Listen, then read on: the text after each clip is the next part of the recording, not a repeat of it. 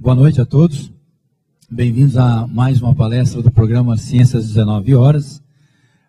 Como muitos de vocês já sabem, esse é um programa de palestras de divulgação científica, mensais, organizadas de março a junho e de agosto a novembro, aqui no Instituto de Física de São Carlos. E, em geral, acontece na terça-feira de cada mês, às 19 horas. Okay? As palestras são gravadas e os DVDs ficam disponibilizados tanto na biblioteca do Instituto de Física, como no site. O site do programa é o www.ifsc, de Instituto de Física de São Carlos, .usp.br/ciência19h. Então, repetindo, www.ifsc.usp.br/ciência19h. Ali vocês têm acesso a todas as palestras que nós organizamos desde 2004. Nós estamos no 8º ano do projeto. E o projeto acontece graças ao apoio que a gente recebe do próprio Instituto de Física de São Carlos, né, pela diretoria, o professor Antônio Carlos Hernandes, os dois CEPIDs aqui do Instituto, que é o de Ótica e Fotônica, coordenado pelo professor Vanderlei Banhato, e o CBME, coordenado pelo professor Glaucio Olivas. E também nós temos apoio da Pró-Reitoria de Cultura e Extensão da Universidade de São Paulo. Okay? Bom, e hoje é um dia muito especial, que nós temos aqui o professor Miguel Nicoleles. Ele é professor titular da Universidade de Duke, nos Estados Unidos, e ele também é o presidente do Instituto Internacional de Neurociências de Natal, no Rio Grande do Norte. O professor Nicoleles, ele é médico da casa, formado na USP, né, em São Paulo, e ele fez doutorado também na USP e pós-doutorado na Hahnemann University, na Filadélfia, nos Estados Unidos. Né. E a sua carreira ele fez o doutorado em neurofisiologia e seguiu a carreira nessa área, e hoje ele é um dos grandes especialistas em neurociências. Né. Na verdade, ele foi considerado pela Scientific American entre os 20 maiores cientistas do mundo, e mais influentes na coisa. Ele foi convidado também, palestrante convidado, né, para o Nobel Forum na Suécia, em 2007. O que ele vai contar para a gente hoje, dessa interface cérebro-máquina, né, foi considerada uma das 10 tecnologias mais promissoras do século XXI pelo MIT, nos Estados Unidos. E tem vários prêmios, não cabe aqui citar todos, mas vou citar alguns. O prêmio César Timo Iaria, da Sociedade Brasileira de Neurociência e Comportamento, foi em 2009. Ele tem também o Ramon Carrá, da Universidade de México, né, em 2004. Ele também foi palestrante convidado no World Economic Forum, em Davos, na Suíça, em 2008. Né. Bom, acho que vocês, de uma forma ou de outra, conhecem ele pela exposição na mídia, né, devido à grande repercussão que o trabalho dele tem tido. Né. E ele escreveu alguns livros. Hoje, inclusive, ele está lançando aqui em São Carlos o novo livro dele, que é o Miguel Nicoleles, Muito Além do Nosso Eu.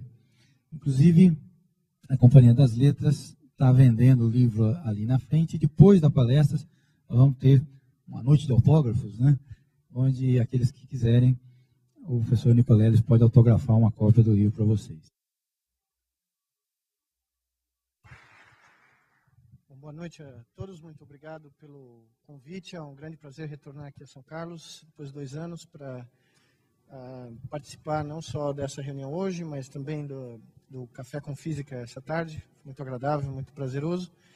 E descobri que ainda existe esperança em São Carlos, que palmeirenses ainda existem na cidade, então há o que se pensar pelo futuro, né?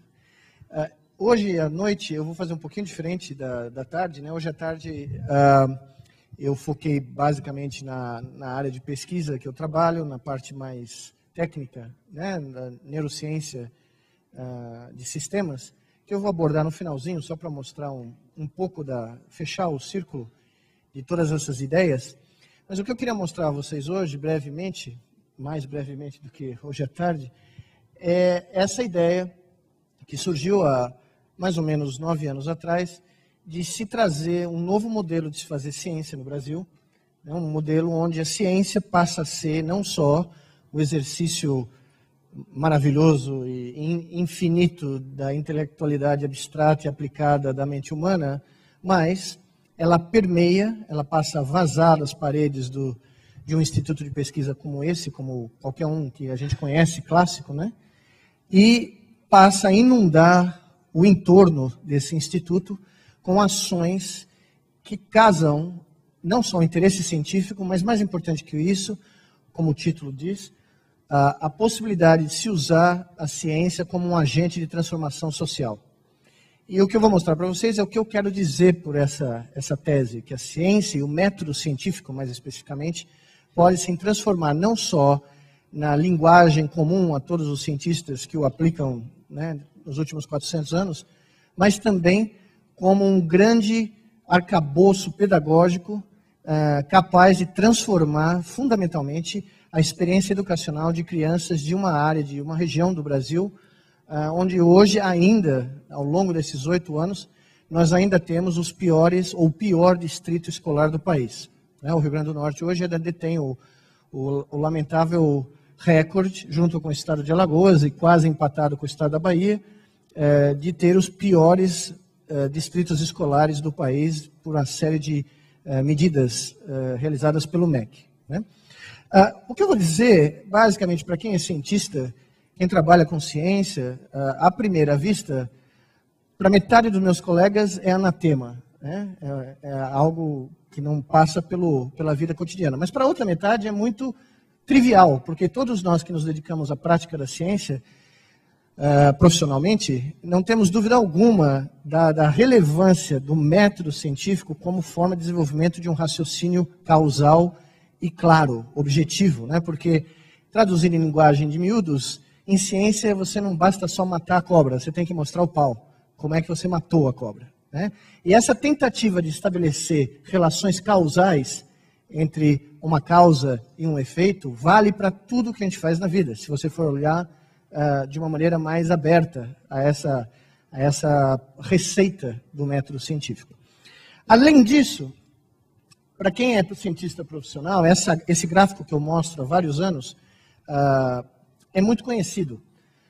Tem vários nomes, mas a gente, por exemplo, eu aprendi a conhecê-lo como reta de inovação, que basicamente demonstra uma das melhores correlações que a gente encontra em qualquer literatura, correlação linear, né, entre a capacidade de inovação de uma sociedade, medida por um índice que leva em conta, é um polinômio que leva em conta a produção científica, a produção de patentes, a produção de novos processos industriais, a produção de conhecimento científico de ponta, tudo isso misturado de uma maneira que não vem ao caso, porque tem várias maneiras de misturar e o resultado sempre é a mesma reta, e a relação dessa capacidade inovadora com a capacidade de uma sociedade de produzir riqueza, de produzir desenvolvimento e crescimento econômico.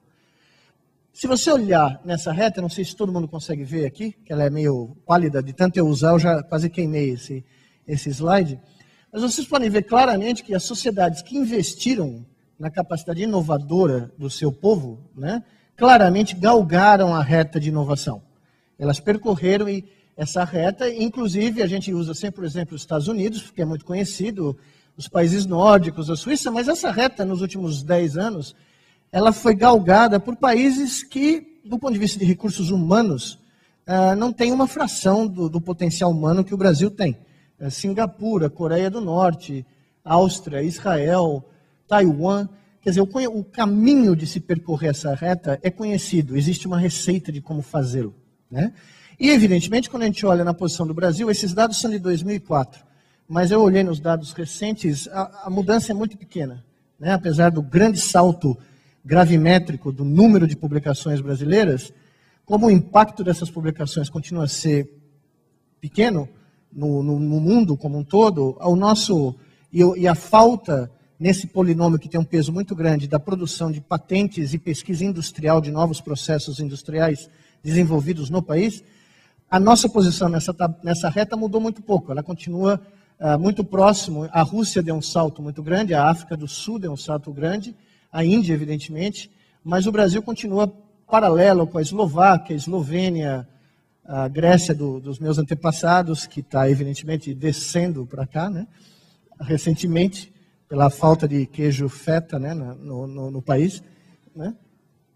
Enfim, evidentemente é uma posição que o Brasil não tem nada em comum com os países em volta na sua posição, né, dada a grande riqueza do potencial humano nosso e dada, evidentemente, a riqueza natural do país. Né? É uma posição não aceitável. É uma dessas posições que, quando você olha, você não pode aceitar. Né? E a justificativa que a gente ouve, muito comum, é que a nossa cultura não é uma cultura de inovação, do ponto de vista científico.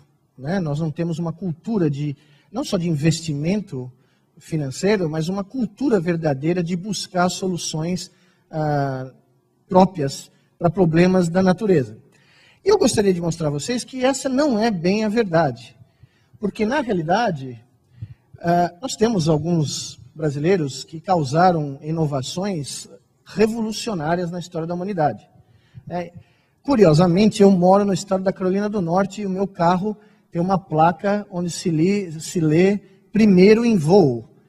E o diagrama que existe na placa é o avião dos irmãos Wright, porque, na realidade, eles voaram no meu estado, na costa do meu estado, apesar de serem de Ohio. Mas o argumento, que é muito curioso, que não é feito da maneira correta no Brasil, mas que já foi feito por 2 publicações americanas muito boas, 2 livros muito interessantes, o argumento correto é que os nossos queridos irmãos Wright, em 1903, verdadeiramente voaram numa aeronave mais pesada do que o ar, não tem como tirar esse mérito deles. Todavia, em 1901, quando o voo controlado foi inventado, e ele foi inventado por um brasileiro, na frente de 1 milhão de pessoas que observavam ele a contornar a Torre Eiffel, em 19 de outubro de 1901, os queridos irmãos Wright estavam na mesma praia que eu vou frequentemente, na Carolina do Norte, empinando papagaio. Porque eles ainda não tinham matado a charada de como controlar uma aeronave. Quem criou o voo controlado foi esse senhor, Alberto Santos Dumont, que deveria ter um busto em toda a praça do Brasil, né? Porque, sem dúvida nenhuma, acho que meus colegas cientistas aqui na plateia hão de concordar, é o maior cientista da história do país. Né? Nunca foi para a escola, porque se ele tivesse ido para a escola, a maioria da escola brasileira teria dito para ele: meu filho, o que você quer fazer da vida? Ele ia dizer: eu quero voar, professora. Não, fique quieto aí, faça sua tabuada, que coisa de voar para passarinho. Ele provavelmente nunca teria voado. Mas ele voou.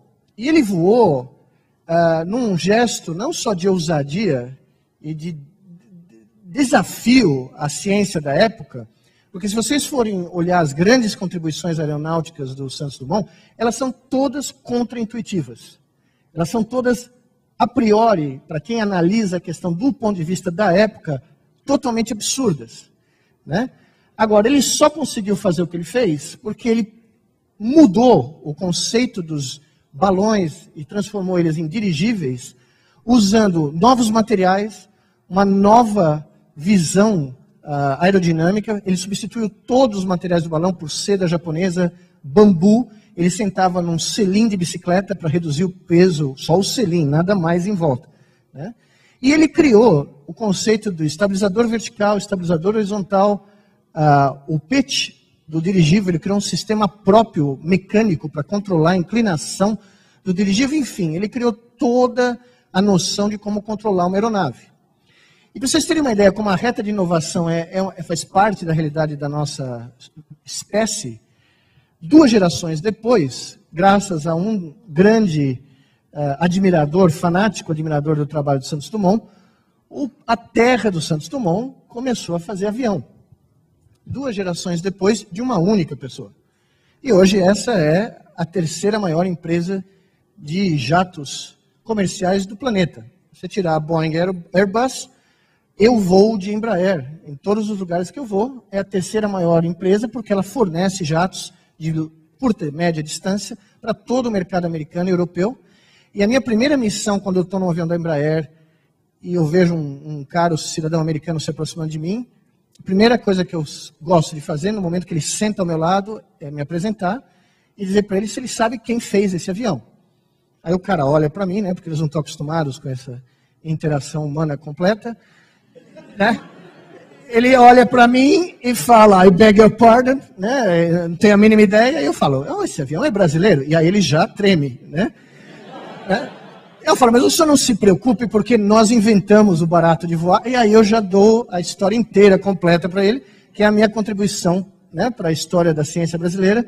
Cada parceiro de voo comigo sai com a versão oficial, né, de como a aviação foi inventada. Né? E muito satisfeito, muito tranquilo, né, porque depois de passar 2 ou 3 horas do lado de alguém que não para de falar disso, né, escapar vivo do avião brasileiro, ele não tem do que se queixar.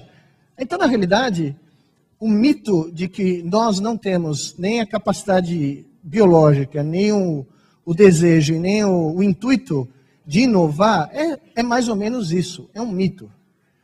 Porque é uma questão apenas de você trazer para a agenda do sistema educacional brasileiro, ou da vida das novas gerações brasileiras, que o limite é o impossível. Porque voar em 1901 era a grande fronteira do impossível da ciência e da tecnologia da época. Né? Me contaram na Fundação Nobel que o Santos Dumont só não ganhou o Prêmio Nobel de Física, porque na época, e até hoje, né, o Prêmio Nobel de Física é dominado pela busca do conhecimento básico da matéria. Né? Mas que realmente ele foi nomeado por vários grandes cientistas, por vários grandes cientistas europeus, porque esse foi o grande evento no começo do século da Europa. Aliás, o Santos Dumont foi a grande primeira celebridade do mundo, né? Ele era notícia no mundo inteiro. Pois bem, como é que a gente pode reverter essa noção de que não se pode fazer ciência como gente grande, ou se não pode viver ou respirar ciência num país como o nosso, desde a infância, ou desde o começo da nossa maturação intelectual no nosso sistema educacional? Para tentar demonstrar que isso é uma falácia, que essa impossibilidade é apenas um bloqueio na nossa operacionalização do talento humano, nós decidimos realizar um experimento, que é um experimento científico, mas é, na realidade, quase que um experimento sociológico, se é que um neurocientista pode se dar o luxo de tentar realizar um experimento sociológico.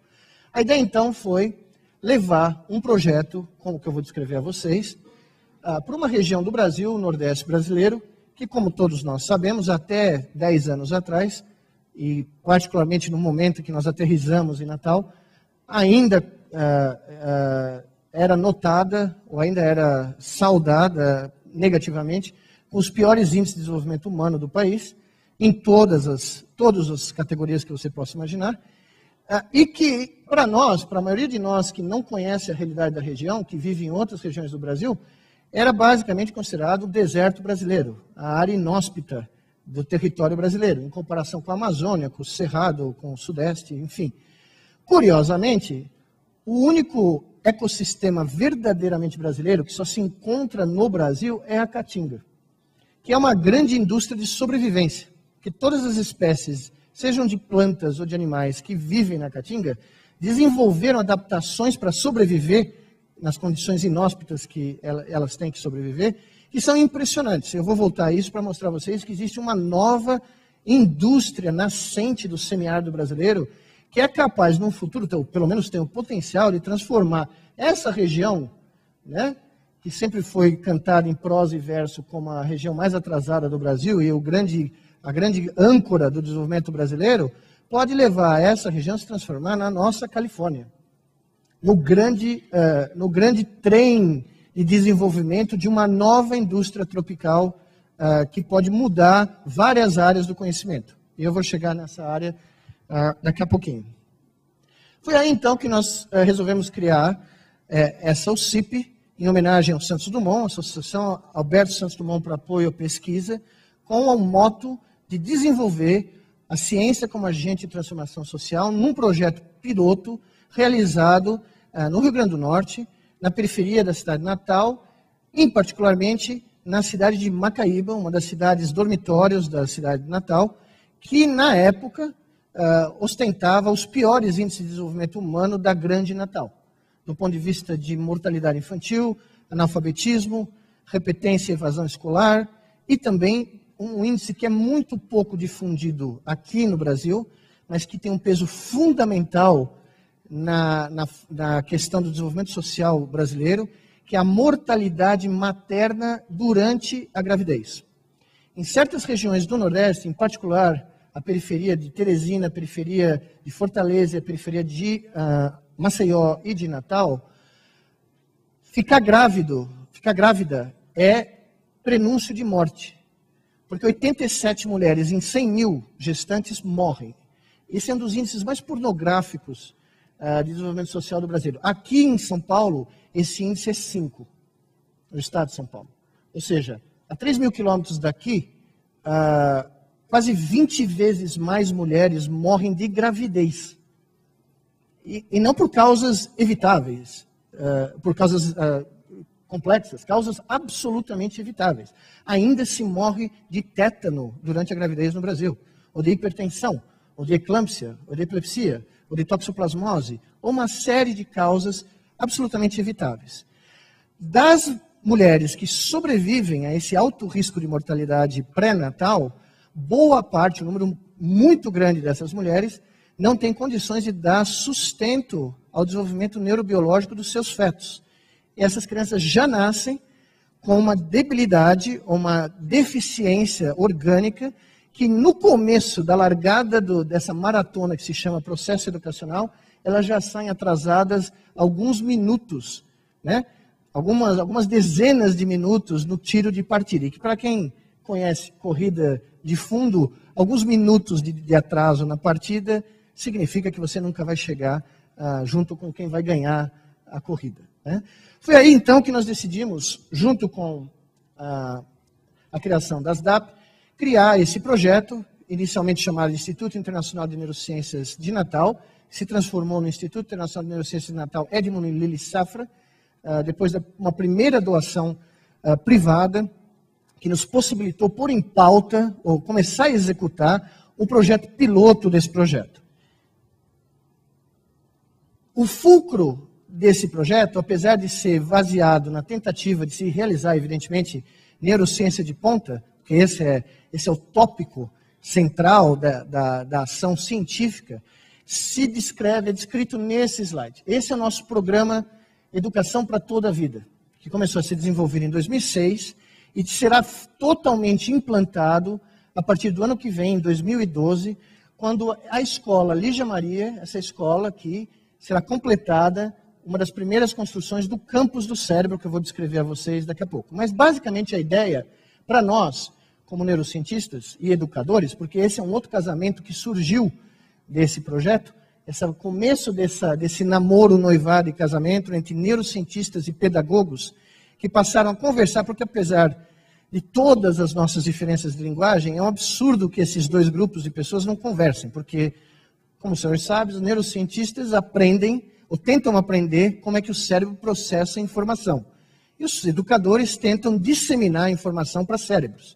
Então, esse diálogo, no futuro, eu tenho certeza, vai ser essencial para a reformulação de toda a nossa visão curricular e todos os nossos sistemas educacionais.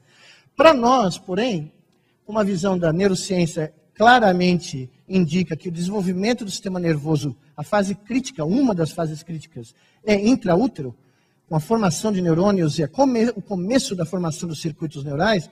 O nosso projeto educacional começa com o pré-natal das nossas mães.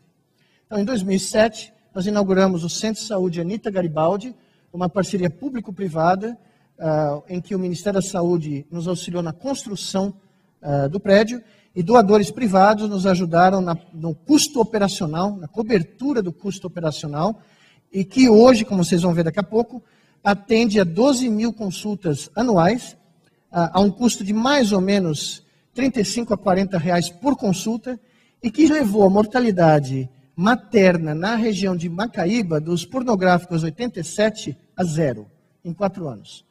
Nenhuma paciente perdida nesses 4 anos de atuação, né? Aqui nós temos uma equipe multidisciplinar que inclui neuropediatras, neurologistas especializados em crianças, neurocientistas, educadores, obstetras, ultrassonografistas, terapeutas ocupacionais, toda uma equipe de saúde que atua com a mãe e nos primeiros 2 anos da criança. Ou seja, nós temos o acompanhamento dessa criança até a segunda fase crítica de desenvolvimento, que são os primeiros 24 meses pós-natal. Com a construção da Escola Lígia Maria, essas crianças vão migrar diretamente do pré-natal e do pós-natal para o nosso berçário, porque essa escola vai ser a primeira escola de tempo integral do Brasil, que começa no berçário, maternal, jardim, pré, Fundamental 1, Fundamental 2, até o ensino médio, em tempo integral, seguindo um modelo educacional que foi testado nos últimos 4 anos em 3 escolas no Nordeste, que eu vou descrever a vocês em maior detalhe. Essas escolas hoje funcionam para 1.400 crianças, 2 escolas em Natal e Macaíba e uma em Serrinha, na Bahia, onde as crianças, num turno, vão na escola pública normal. No outro turno, eles vêm para uma escola, que eles chamam de parque de diversões, onde eles são agentes protagonistas da sua própria educação. Onde a ciência é ensinada como nós, cientistas, praticamos essa arte, fazendo ciência. Como vocês vão ver daqui a pouco, todas as nossas 3 escolas são formadas por laboratórios de pesquisa, onde a criança aprende, desde o triângulo de Pitágoras até a lei de Ohm, até que o Big Bang é a verdadeira explosão que gerou tudo que veio depois, na prática laboratorial. Não existe aula teórica nessas escolas. E essas crianças são recebidas, e durante 3 anos rodam por laboratórios de física, química, biologia, robótica, computação, ciência e arte, ciência e tecnologia, oficinas, né, nessas áreas de atuação, sendo parceiras, sendo, como eu disse, protagonistas, sabendo que nessa escola o objetivo primeiro é a felicidade de cada um deles. Ali não se estuda para passar em vestibular, para se fazer prova do Enem, para se ser avaliado 10 vezes ao ano, repetir o que a professora fala no dia seguinte, esquece tanto a professora quanto o aluno, né? No dia seguinte da prova. Não, ali se ensina a se ser cidadão, através da ciência. A ciência é o caminho da libertação dessas crianças, da realidade de cada uma delas. Essas escolas, então, foram o nosso piloto para a construção desse currículo, e ao longo desse processo, essas crianças vão ter a oportunidade de perseguir esse processo educacional até a Universidade Federal do Rio Grande do Norte, e a pós-graduação. Ou seja, por isso que nós chamamos do projeto Educação para toda a Vida. Porque uma criança vai ter a chance de nascer nesse campus, e se ela quiser, evidentemente, passar o resto da vida educacional dela ali, nessa mesma região. Para fazer isso, então, nós começamos aqui. Essa foi a primeira foto que nós tiramos da sede da Fazenda de Jundiaí, da Escola Federal do Rio Grande do Norte, que nos cedeu 100 hectares, essa maravilhosa mata de transição atlântica e da caatinga, onde vocês veem uma série de espécies híbridas que ninguém nunca entendeu o que é, porque nessa transição da mata atlântica com a caatinga, as plantas começam a se misturar e criar híbridos que são absolutamente fora de série, né? Existe só aí uma linha de pesquisa impressionante. Mas foi aqui que nós começamos, e eu gosto sempre de mostrar esse slide, para mostrar que na primeira semana que nós chegamos em Macaíba, caídos do céu, né, que nem aquele filme da Coca-Cola, que cai a garrafa de Coca-Cola na África, né, e ninguém entende de onde veio, né, veio de um avião que estava passando, mas os deuses derrubaram a Coca-Cola, nós ficamos de paraquedas sem ninguém saber o que estava acontecendo. Eu sempre gosto de contar que aqui do lado, alguns metros, aqui 200 metros, 10 dias depois que saiu a notícia em Natal que isso ia ser o campus do cérebro, que ia ter instituto, que ia ter não sei o quê, apareceu um bar na esquina da BR com a avenida que vai para a fazenda. Eu fiquei curioso, né, porque o pessoal não para ali, né, o pessoal é rota de caminhão, o pessoal está subindo para Natal, e eu fui falar com o dono do bar, que, diga-se de passagem, 8 anos depois, está lá ainda, prosperando, né. Aí eu virei para ele e falei, poxa, mas o que o senhor está fazendo aqui? Ele falou, pô, o senhor não vê televisão? Eu falei, não sei, eu não sou daqui, né. Ele falou, não, o senhor não entendeu. Vai vir um monte de cientista trabalhar aqui do lado, e o senhor sabe, esse povo bebe pra caramba, né. Então, Em 2 semanas nós já tínhamos estimulado o fomento do capitalismo regional, né? Sem pôr o pé no terreno. Porque só recentemente nós conseguimos ter acesso, né, ao terreno. Pois bem, então o que eu vou mostrar a vocês é o business plan desse projeto, que tem no coração um instituto de pesquisa e ao largo dele projetos sociais baseados firmemente no desenvolvimento de um projeto educacional, como eu disse, né? E que tem como terceira fase, que está começando nesse instante, a instalação não só de um campus, onde essas atividades vão se mergir completamente, porque o nosso instituto de pesquisa vai ser do lado dessa escola de tempo integral, ou seja, essas crianças vão conviver desde o nascimento com esses tais neurocientistas que têm um problema de alcoolismo crônico, andando por todo o campus, né? Essa academia vulgo, não posso nem usar o termo grego, porque ele já foi vendido para pagar alguma dívida em algum lugar, né? A minha família é grega, então a autodepreciação tem fulcro, né? Mas é um conceito claro onde essas crianças vão crescer num outro ambiente, né? E a terceira fase que nós começamos agora é não só a expansão, conclusão e expansão do campus do cérebro, mas a criação do primeiro parque industrial de neurotecnologia do planeta, não do Brasil, do planeta, porque existe algo que eu comentei brevemente na primeira palestra de hoje, chamado indústria do cérebro, que está lentamente, não tão lentamente, substituindo a indústria do coração, que surgiu nos anos 40, a biomédica, né, engenharia biomédica, que foi responsável, nesses 60 anos, pela rápida expansão de novas terapias e tratamentos em cardiologia, que culminaram recentemente com a criação de um coração artificial. Ou seja, a ponto de hoje, daqui a alguns anos, se você tiver um problema cardíaco fatal e irreversível, você vai poder tirar o barato e pôr um pedaço de máquina que vai manter você vivo. Ele ainda não funciona suficientemente bem, mas vai funcionar, não há dúvida nenhuma. Ou seja, a cardiologia vai resolver todos os seus problemas, ou pelo menos a grande maioria deles. Em substituição a essa indústria, nós estamos vendo o nascimento da indústria do cérebro, porque à medida que nós envelhecemos, a morbidade da nossa espécie, a mortalidade da nossa espécie vai se desviar do coração, do sistema cardiovascular, para o sistema nervoso. Já está acontecendo isso. Ou seja, os grandes problemas de saúde pública vão estar, em grande parte deles, relacionados ao cérebro. E para isso, existe uma série de novas terapias, insumos, pesquisas, produtos industriais que constituem o que foi chamado recentemente nos Estados Unidos a emergente indústria do cérebro. E a nossa ambição é que o Brasil não perca mais esse trem né, histórico e possa, aqui em Natal, desenvolver o primeiro parque neurotecnológico do planeta. Nós começamos aqui, nesse prédio alugado, onde o primeiro passo foi dado para se estabelecer linhas de pesquisa, que foram complementadas pela construção de um centro de neurociência de primatas, usando o saguis como modelo para estudo, como vocês vão ver rapidamente, da doença de Parkinson, um modelo de primata desenvolvido aqui no Brasil, que está sendo usado para testar uma nova terapia de Parkinson, que eu vou mostrar a vocês.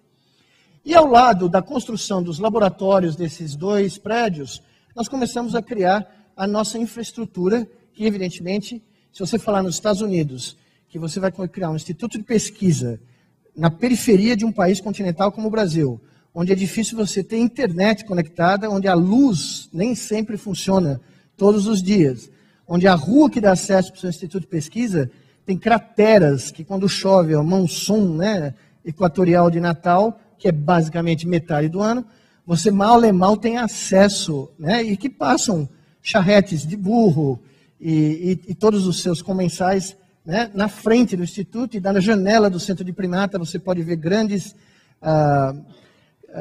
amontoados de vacas e bois pastando na fazenda de Jundiaí, ninguém acredita, né? Agora, eu gosto de mostrar que, às vezes, a gente não gosta de acreditar no impossível, mas o impossível dá um jeito de virar factível. E essa história é muito razoável.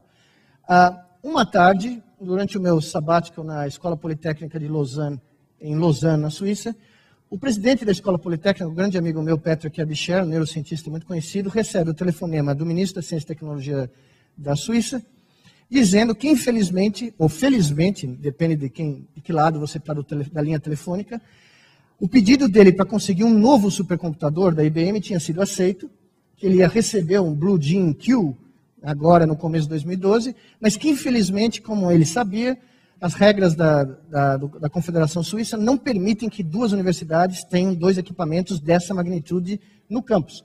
O que significava que, naquele momento, 4 da tarde de uma sexta-feira, em Lausanne, no meio do inverno, ele tinha que se livrar desta máquina. Que para a Suíça não é problema, custou 20 milhões de dólares, a outra custou 40, mas para eles isso sai pelo chá. A sorte dele, ou o azar, se você olhar do outro lado da equação, é que ele estava me oferecendo chá nessa tarde, né? E ele saiu do telefone com aquela cara, né? Conheço ele há muitos anos, poxa, eu tenho um problema enorme na minha mão, né? O que eu faço? Falei, Patrick, não perca um segundo de preocupação, eu tenho a solução. Ele não tinha a mínima ideia que eu nasci na Bela Vista, filho de grego, mãe do sul da Itália, coisas assim. Cheguei para ele, ele falou, qual é a solução, Miguel? Eu falei, simples, você dá para mim. Ele falou, veja, eu conheço há 20 anos, mas eu estou falando de um supercomputador de 25 teraflops, né? 20 milhões de dólares eu paguei, ele tem 2 anos de idade. Eu falei, não estou reclamando, não tem problema, né? Aí isso levou uns 20 minutos, chá para cá, chá para lá, porque os suíços não têm o hábito de falar na sua cara, não. Eles têm uma certa restrição de falar diretamente para você coisas politicamente incorretas ou que vão magoar vocês. Eles preferem falar por trás, né? Conversa vai, conversa vem, ele liga para o ministro de volta, oferece a sugestão, porque evidentemente eu falei que as relações suíço-brasileiras seriam extremamente melhoradas, né? A venda de chocolate suíço para o Brasil deveria aumentar radicalmente.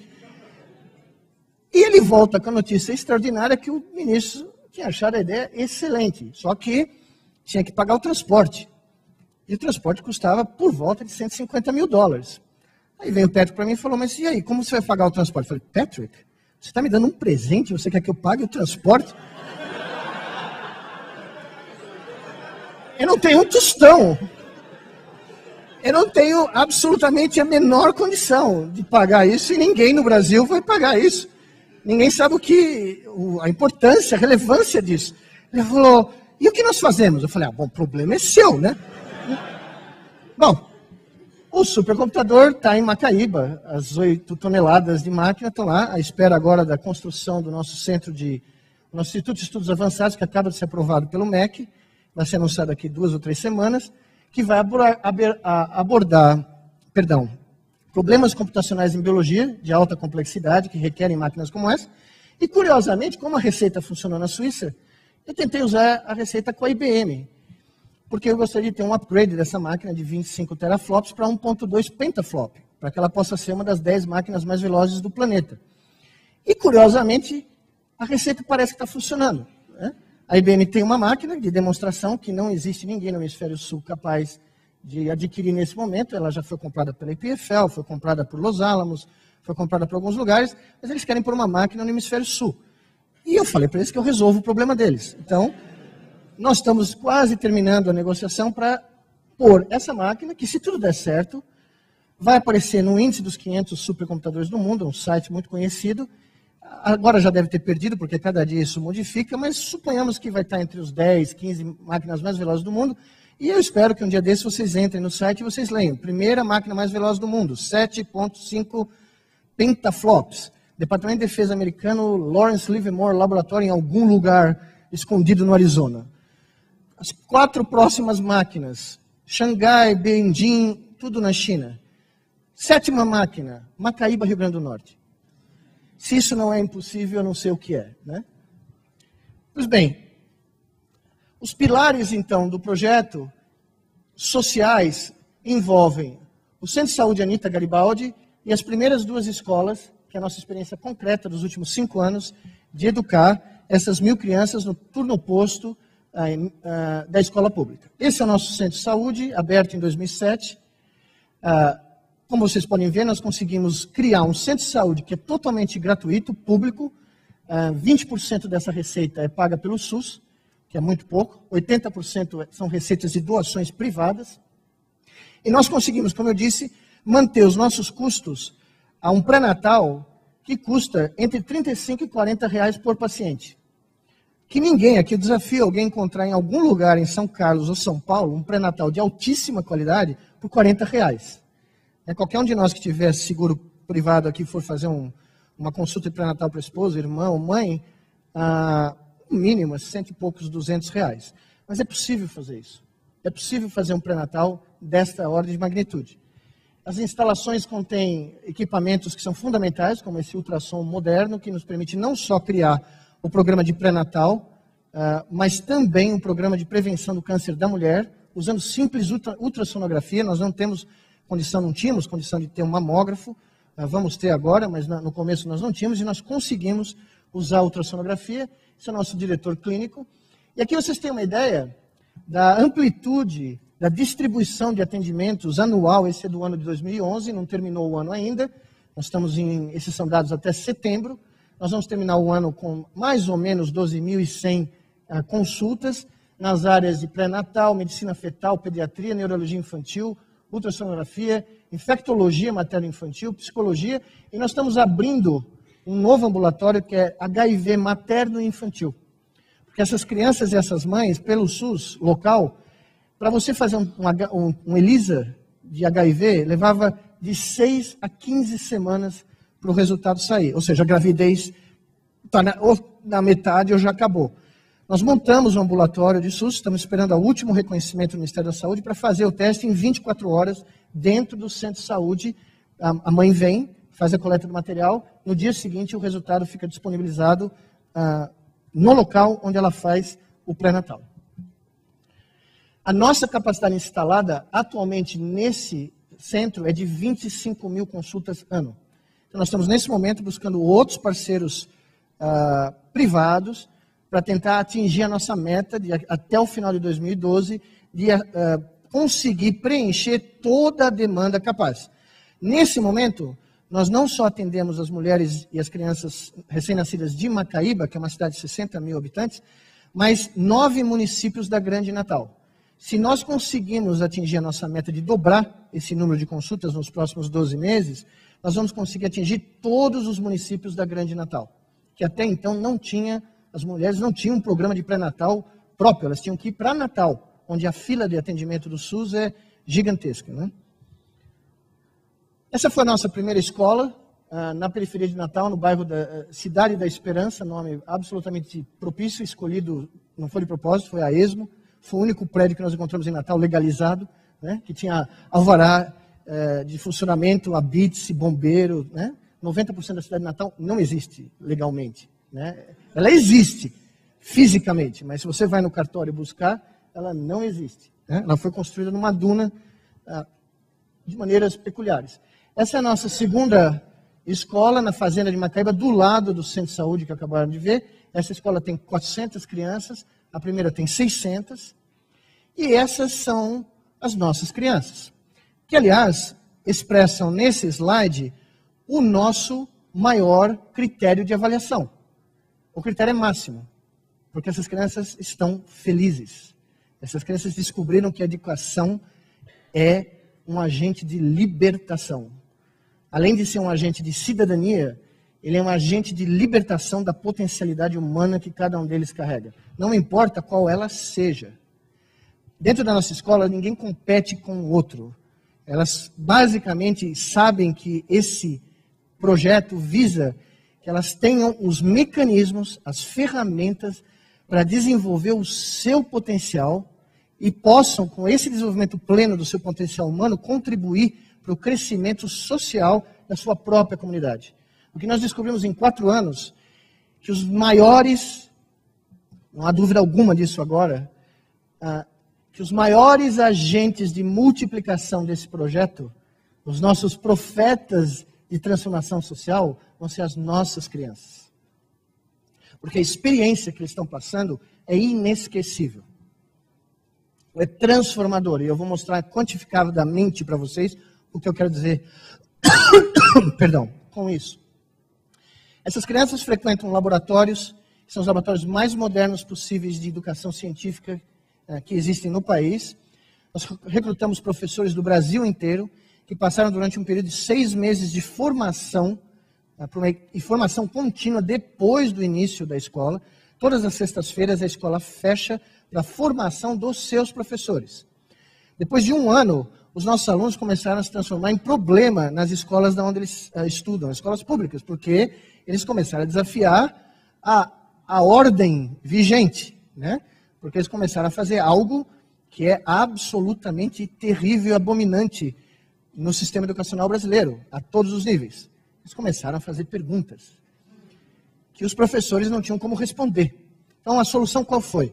Trazer os professores das escolas às sextas-feiras à tarde, para que eles possam ser crianças novamente, para que eles possam fazer os experimentos que os alunos deles fazem agora, para que eles descubram o prazer de, pela primeira vez na vida, estudar ciência e descobrir o que é ciência, apesar de eles serem professores de ciência.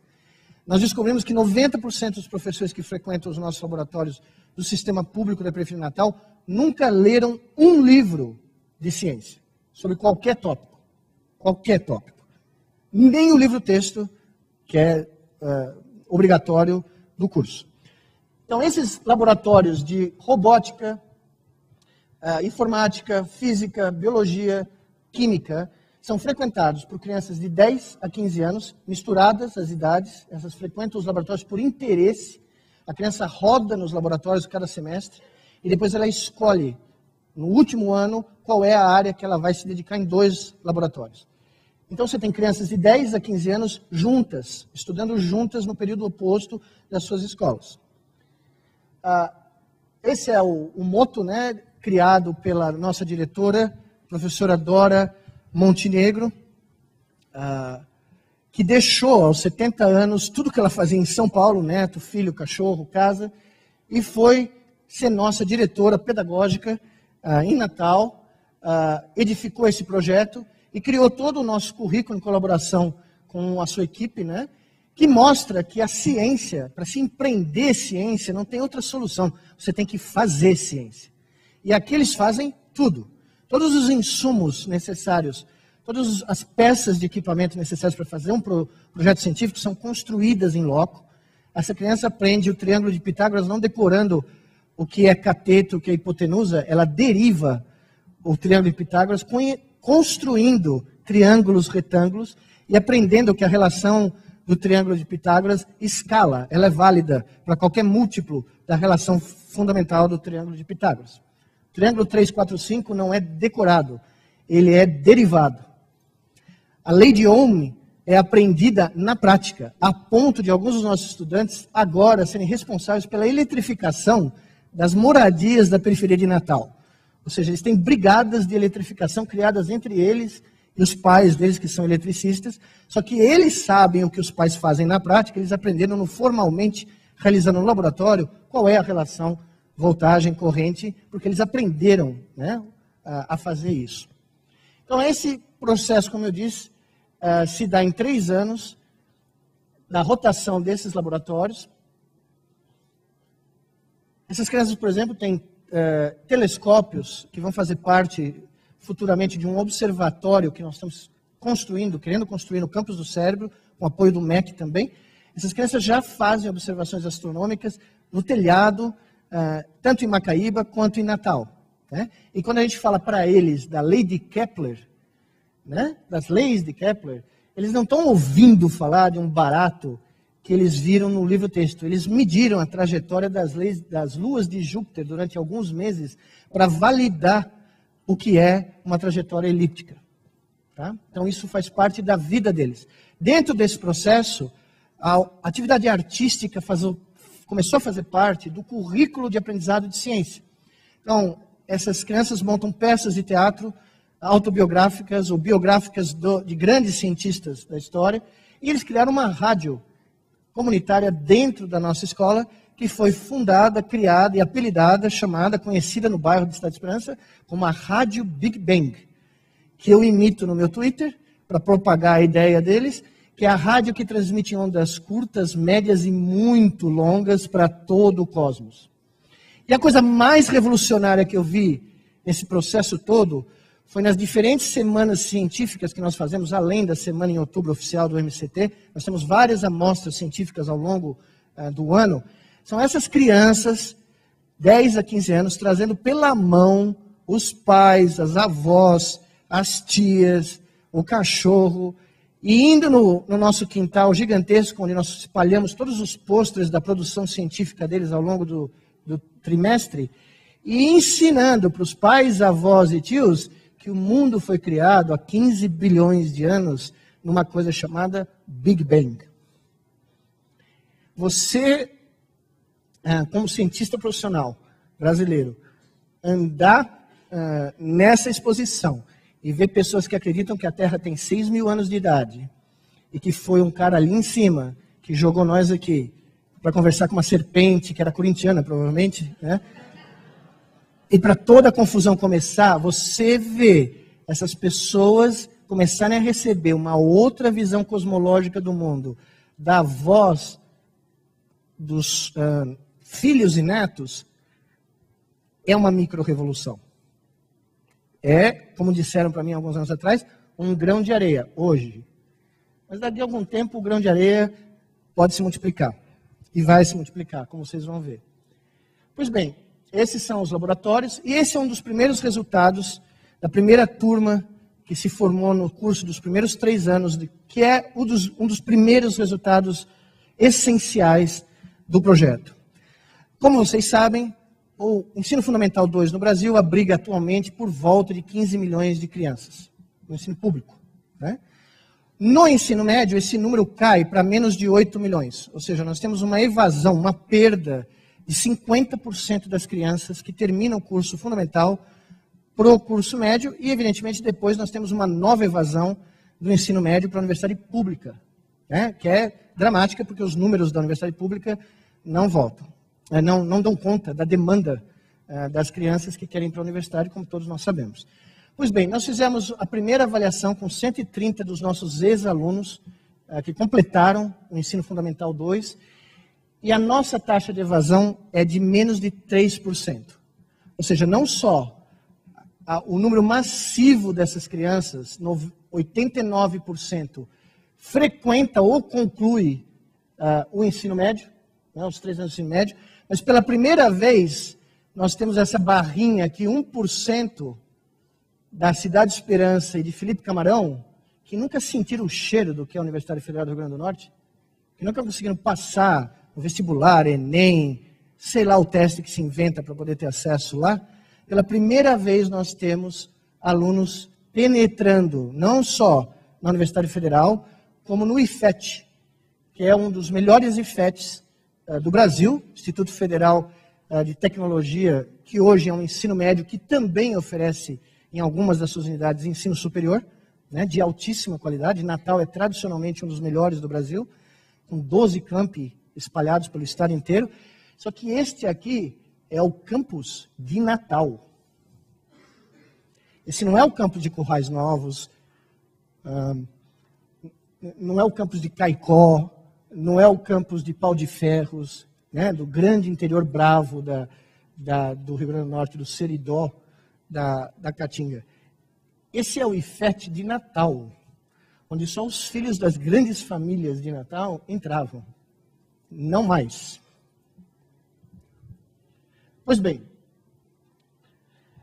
esse é o nosso centro de formação continuada, onde agora os nossos professores são mentores de professores da rede pública, que são treinados no mesmo currículo que as nossas crianças frequentam. E, com base nessa experiência, recentemente nós levamos ao governo brasileiro a proposta, ao Ministério da Educação e à Presidenta da República, de levar esse currículo de educação científica, que recebeu a melhor avaliação, tanto do MCT como do MEC, né, pelo desempenho dessas crianças, posteriormente a toda a sequência que elas frequentaram, levar esse currículo aos IFETs do Brasil todo. Ou seja, as 344 unidades que o Brasil vai ter até o ano que vem. A ideia é que os IFETs comecem não mais no ensino médio, mas no ensino fundamental 2 e ofereçam um curso de contraturno de educação científica para as crianças da rede pública no entorno de cada uma dessas unidades. Ou seja, se tudo funcionar como planejado, e se o plano for aceito da maneira como ele foi edificado, a possibilidade é que nos próximos 10 anos a gente possa atingir 1 milhão de crianças por todo o país com esse currículo de educação científica, nos mesmos moldes do piloto realizado aqui em Natal. Do mesmo modo, à medida que nós começamos a ver que essas crianças começaram a explodir do ponto de vista intelectual, nós começamos a notar que naturalmente, sem nenhuma pressão ou nenhum determinismo da parte dos professores, começaram a pipocar nesses 1.500 alunos, estudantes com uma aptidão para a carreira científica e para a inovação científica que ninguém era capaz de aceitar como possível de emergir do bairro de Estado de Esperança ou de Felipe Camarão, que, a propósito, se vocês não conhecem, na zona oeste de São Paulo, é o bairro mais perigoso da cidade, onde tudo que não presta acontece, né? Pois bem, com a ajuda do CNPq e do nosso Instituto Nacional, nós conseguimos, com uma parceria com o CNPq e com doadores privados, criar um programa Jovem Cientista, onde agora 22 crianças que passaram, dessas 130, que passaram pelo nosso curso de Educação Científica, começaram a frequentar os laboratórios do Instituto de Neurociência, como aprendizes de cientista. Começaram a fazer não mais um curso de Educação Científica, mas um curso de Iniciação Científica, no ensino médio. São 22 meninos e meninas que acabaram de entrar no ensino médio. E essas crianças, eu espero, nos próximos anos, vão ser a fonte da grande maioria dos nossos quadros de funcionários e quadros científicos, porque elas vão crescer dentro desse projeto, com o espírito desse projeto. Elas vão carregar dentro de si qual é o significado verdadeiro da ciência como agente de transformação social. Porque elas vão ter construído esse significado com a própria vida delas. Pois bem, essas crianças começaram a atuar em várias áreas e, curiosamente, 4 delas se interessaram por algo que não tem absolutamente nada a ver com neurociência, mas que é uma das potenciais grandes indústrias tropicais que vão surgir do semiárido brasileiro. Essas crianças tinham interesse em entender o processo de produção de óleo em sementes do semiárido, que podem ser novas fontes de biodiesel para combustível de transportes, caminhão, trator, de transporte de alta tonelagem.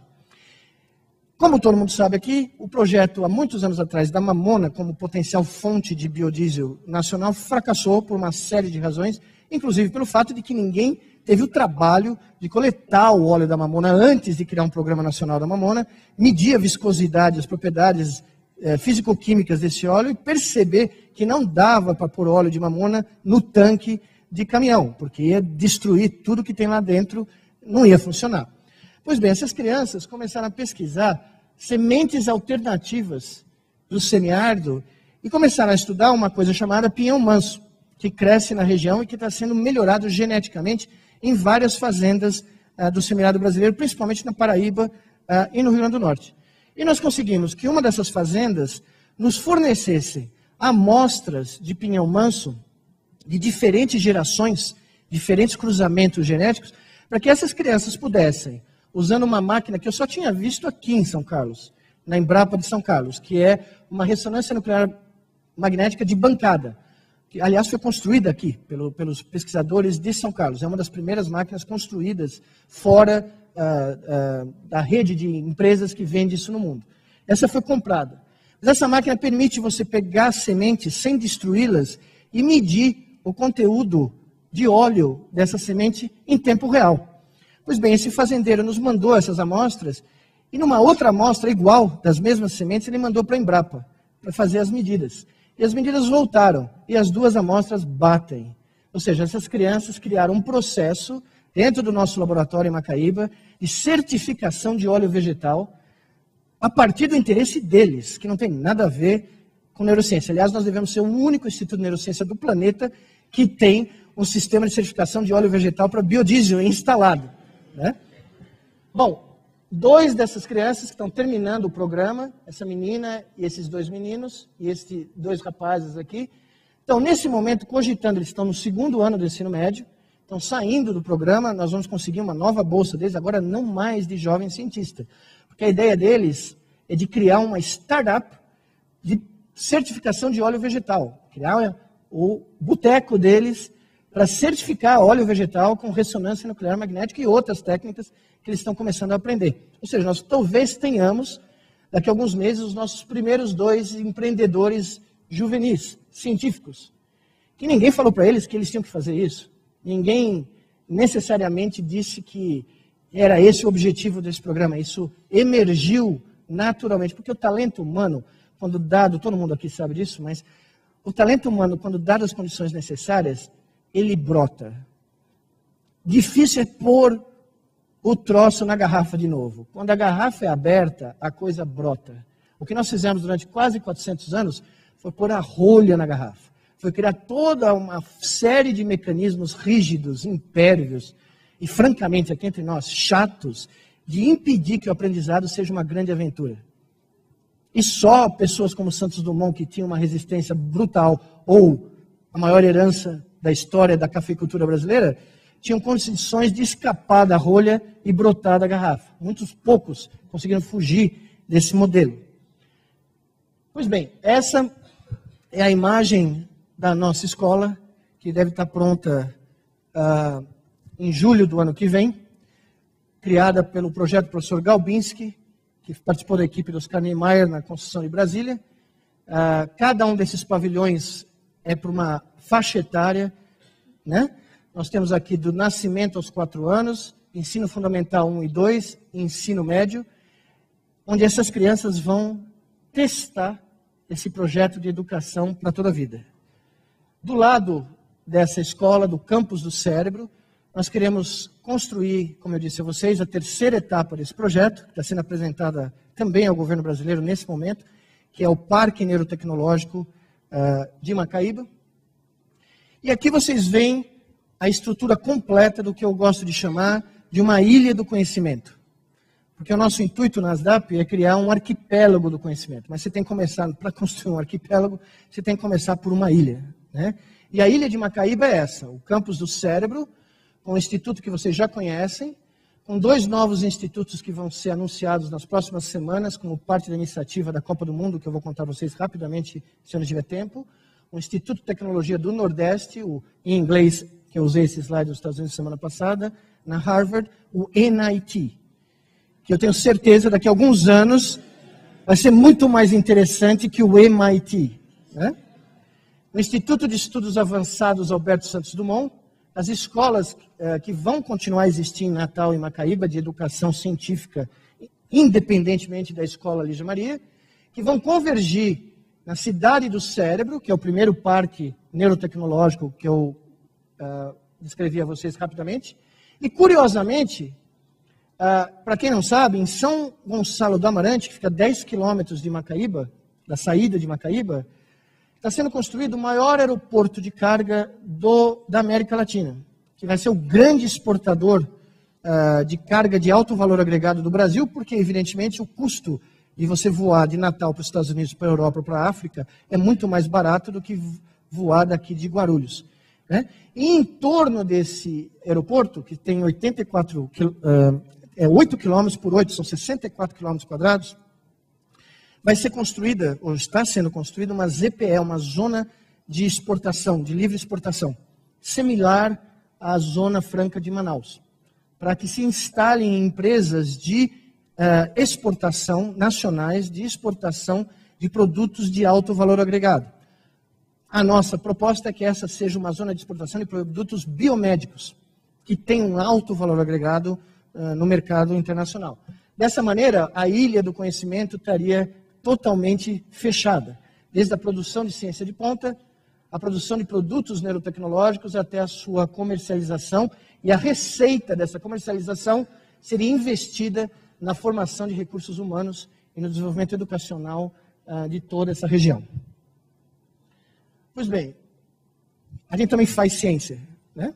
E eu gostaria de mostrar a vocês, para terminar, 2 ideias, se eu tiver mais 10 minutos, se ninguém estiver dormindo ainda, 2 ideias científicas que estão sendo desenvolvidas, uma já sendo desenvolvida e outra vai ser desenvolvida nesse projeto Andar de Novo, que é o projeto que nós estamos trazendo para o Brasil. Espero que ele seja nas próximas semanas também anunciado.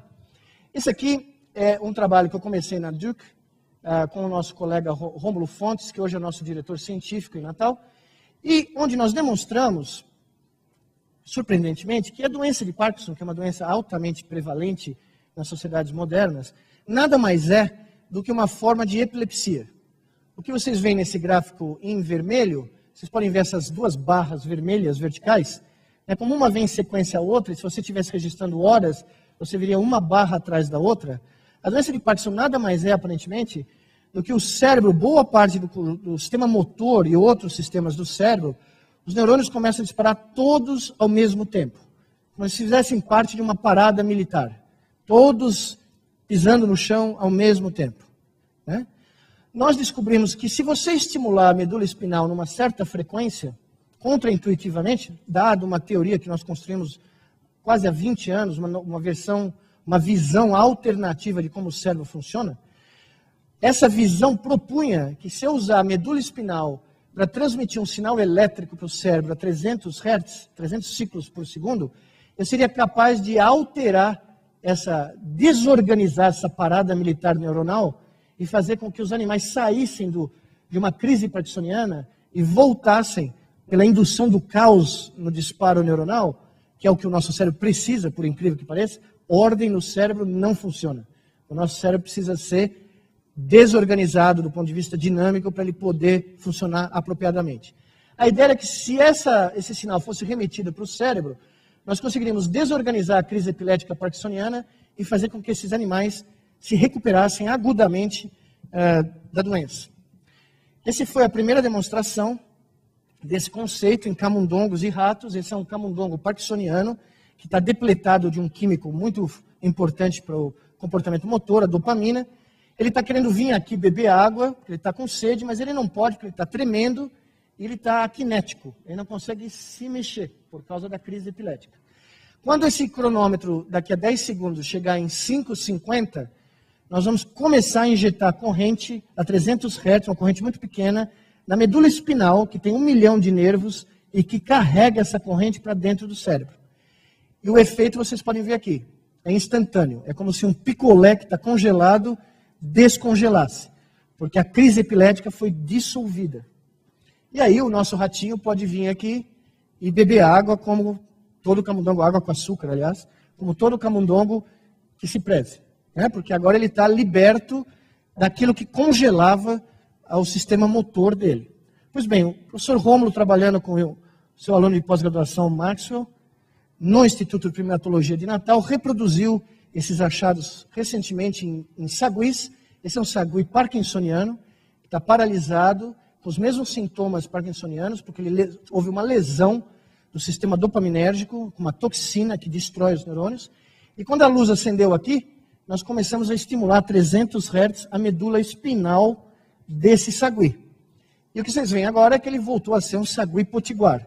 Ele está no escuro aqui, mas tem um pedaço de fruta aqui no topo da gaiola, tem uns degraus de plexiglass aqui, e o que ele está procurando é achar os degraus para poder subir e poder comer. Só que ele não podia fazer nada disso, muito menos engolir, porque o Parkinson também paralisa a musculatura da faringe e ele não pode engolir. Então o que ele está fazendo agora é procurar o caminho que o faro dele leva ele para o topo da gaiola, e ele vai chegar, subir e se refestelar. Até recentemente, porque eu não sei se vocês sabem, todo neurocientista de base bom é palmeirense, porque é um espírito de porco, né?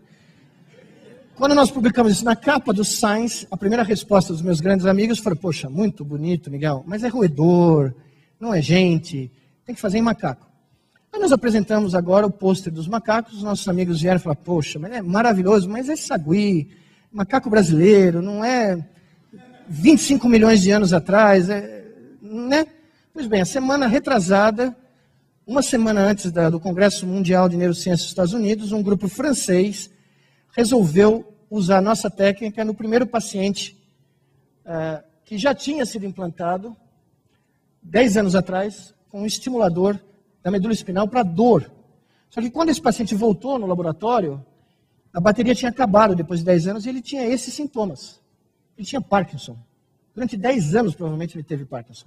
Mas a estimulação da medula espinal, que é quando você vê aqui, aboliu, mascarou todos os sintomas de Parkinson, né? Então você pode ver que agora ele recuperou toda a coordenação motora. Esse paciente, vocês vão ver, ele não conseguia levantar, ele tinha uma dificuldade enorme para levantar a cadeira, né? E agora ele anda. Ele voltou a andar, aliás, ele andou durante 10 anos, só quando a bateria terminou, né? E essa é uma estimulação a 150 Hz, é quase a metade do que nós usamos na terapia proposta no nosso método, né? E agora nós temos um paciente. Alguém vai dizer que o paciente é francês, né? Todavia, eu não tenho a menor dúvida, e outros laboratórios no mundo agora não têm a menor dúvida, que essa técnica vai funcionar. Se ela vai ter um escopo para toda a amplitude e variabilidade da doença de Parkinson, ninguém pode dizer, porque isso só fazendo um estudo clínico com centenas de pacientes no mundo inteiro, que é o que nós queremos fazer em Natal, trazer esse estudo clínico para o Brasil. Nós já temos adesão da Universidade de Toronto, da Universidade de Grenoble, vários outros centros de pesquisa, a própria Duke, que querem se ligar a nós. Estamos negociando com o hospital em São Paulo para gerir esse projeto no Brasil e testar essa metodologia, que, aliás, é semi-invasiva, extremamente barata. A cirurgia alternativa para Parkinson hoje custa quase $200 mil. Você tem que inserir um negócio 10 centímetros dentro do cérebro. Esse aqui você custa $1.000, Radio Shack made, né? Você compra na esquina, insere embaixo do osso, não abre a medula espinal, na superfície, qualquer pessoa pode receber, sendo que a outra cirurgia, só 5% dos pacientes aguentam o procedimento, que é um procedimento muito invasivo. Ou seja, se esse procedimento, só esse procedimento der certo, todo o campus de Natal, toda a cidade do cérebro está paga para o resto da vida. Só isso precisa funcionar, que já é o suficiente. Mas a gente quer que algo mais funcione. Eu vou terminar, então, rapidamente mostrando para vocês a ideia desse consórcio internacional, dessas universidades espalhadas pelo mundo, que querem usar toda a coisa que eu apresentei hoje à tarde, chamada interface cérebro-máquina, que está descrito no livro em grande detalhe, para tentar fazer alguém que não pode mais andar, voltar a andar, usando apenas a atividade elétrica do cérebro como uma fonte do desejo motor, que a gente espera seja capaz de controlar uma veste robótica de corpo inteiro, chamado exoesqueleto, que já está sendo construída. Essa é a primeira imagem de CAD/CAM dessa veste, que está sendo construída pelo meu amigo Gordon Cheng, na Universidade Técnica de Munique. É uma veste de corpo inteiro, como eu disse, com 128 graus de liberdade, que pode ser controlada completamente por sinais vindos do cérebro e reflexos robóticos instalados dentro da veste. Você vê que ela já está sendo construída com as cores corretas, né? Porque a nossa ideia é fazer uma das primeiras demonstrações públicas dessa veste na abertura da Copa do Mundo aqui em 2014, no dia 12 de junho de 2014, às 5 horas da tarde, num estádio que eu não me lembro bem o nome, em São Paulo, onde a gente espera que dois adolescentes brasileiros, que até aquele instante ou até aquele momento eram quadriplégicos, possam entrar capitaneando a seleção brasileira no primeiro jogo da Copa do Mundo, caminhar até o centro, no meio do campo. Esse é o pórtico do campus do cérebro, que vai ser construído na entrada desse campus. Por quê? Para que cada uma das nossas crianças possa passar todas as manhãs aqui, olhar para cima e saber que elas também são capazes de sonhar e realizar, porque só sonhar não vale a pena. É fundamental realizar, ou tentar realizar, um sonho impossível. Que cada uma delas possa ter o seu sonho impossível e realizá-lo. Mas, diferentemente do Santos Dumont, que teve que sair do Brasil para realizá-lo, que cada uma delas possa realizá-lo aqui, sob a luz do Cruzeiro do Sul. Muito obrigado.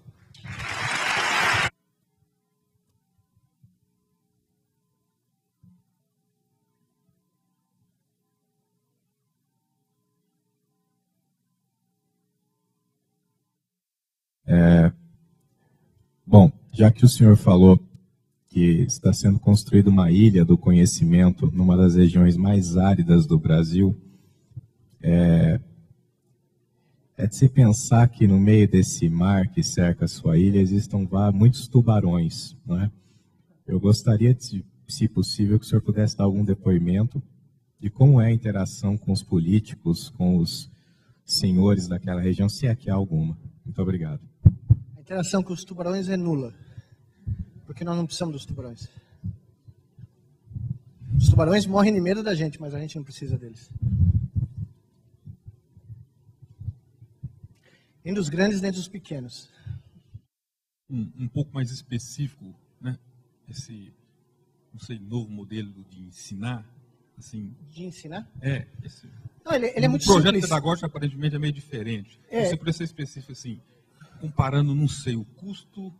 Tem um custo para manter esses alunos, claro, professores. ele é um custo... Ele é um tradicional. Sim, sem dúvida. Ele é um em método... São Paulo...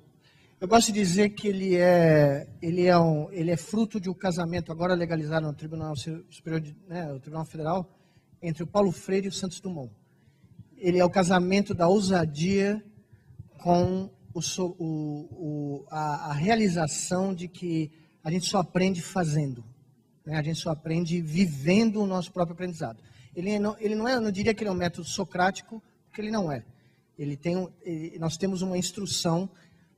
Esse método não é rígido, mas ele é rigoroso. As crianças são instruídas, existe um planejamento dos experimentos, existe toda uma sequência lógica de que os experimentos são feitos a cada momento do curso, mas os dois essenciais componentes do método pedagógico é que as crianças elas se sentem absolutamente como stakeholders do processo educacional. Elas são sócias, elas são parceiras. Se o processo falha, eles falham junto. Se o processo dá certo, eles conquistam junto o processo. Então, a gente está muito acostumado a descrever currículos em termos de conteúdo. Aqui se aprende a aprender, entendeu? Se aprende o algoritmo de aprender, a lógica de aprender. Isso é entender. Você tem que quantificar isso. Sim. Então, se você pega alguém num colégio tradicional aqui, sei lá, normalmente nesse colégio passaram 50 no vestibular. Essa quantificação eu repudio. Passar no tudo vestibular bem, não é você tem que quantificação de quantificar nada. de alguma maneira que esse método é melhor do que o outro. Não, eu não tenho nenhuma pretensão de dizer que ele é melhor. Eu tenho a pretensão de fazer minhas crianças felizes. Só isso. E atingir os seus objetivos pessoais. Essa é a quantificação. Você entrar no vestibular, para mim, não é... Eu entrei no vestibular. Eu dei aula 2 semanas atrás no ITA. Eu nunca entraria no ITA. Nunca conseguiria entrar no ITA, no vestibular do ITA. Eu fui lá, depois de 40 anos, dar aula no ITA, conversando com as crianças do ITA. A primeira pergunta que eu fiz, eu falei, essa é uma das melhores, depois de São Carlos, né? Uma das melhores escolas de engenharia do país. Desculpa, você me pediu uma pergunta, eu estou dando a minha resposta. Você pode não gostar dela, mas é a minha resposta. Eu perguntei para eles, vocês estão felizes? Tinham 600 crianças no auditório. Os professores saíram. Explodiu o auditório. Não, porque não é isso, a gente não pode fazer o que a gente quer, eu quero criar um motor que é diferente, não tenho como. Você avaliar um sistema educacional pelo que o mercado quer que você avalie, não é a nossa métrica. A nossa métrica é qual é o potencial dessa criança, o que ela quer fazer da vida, o que ela quer atingir como objetivo pessoal. Ela tem como atingir, dado o projeto educacional dela? É isso. Agora eu vou te responder o que você está querendo saber. O nosso índice de entrada per capita é muito maior do que as escolas públicas do redor da vizinhança. Não chega nem perto. Então, essa métrica, o MEC pede e a gente fornece. Mas não é a métrica que determina o nosso trabalho. O seu primeiro slide foi bem claro, né? Você quer que, de alguma maneira, o Brasil suba naquela reta. Mas se você tiver gente feliz vai fazer o Brasil subir aquela reta. Felicidade é, ninguém faz algo tanto mal para outra pessoa ou não produz o seu potencial se você não tem esse componente. A felicidade e a crença, porque a autoestima dessas crianças é que ninguém aqui sabe o que é, porque ninguém aqui passou isso, nem eu, nem vocês, nenhum de nós. Ninguém sabe o que é crescer num lixão. Crescer ali, é ali que é o seu universo de vida. E dali, de repente, você está no IFET de Natal. É como você ir de Plutão à Terra em alguns meses, entendeu? A diferença é uma mudança a ponto de quando o tubarão vem nos visitar para aparecer na televisão de Natal, porque virou ponto de qualquer um deles que quer aparecer, pede para ir visitar. Algumas vezes a gente permite, porque é muito ilustrativo.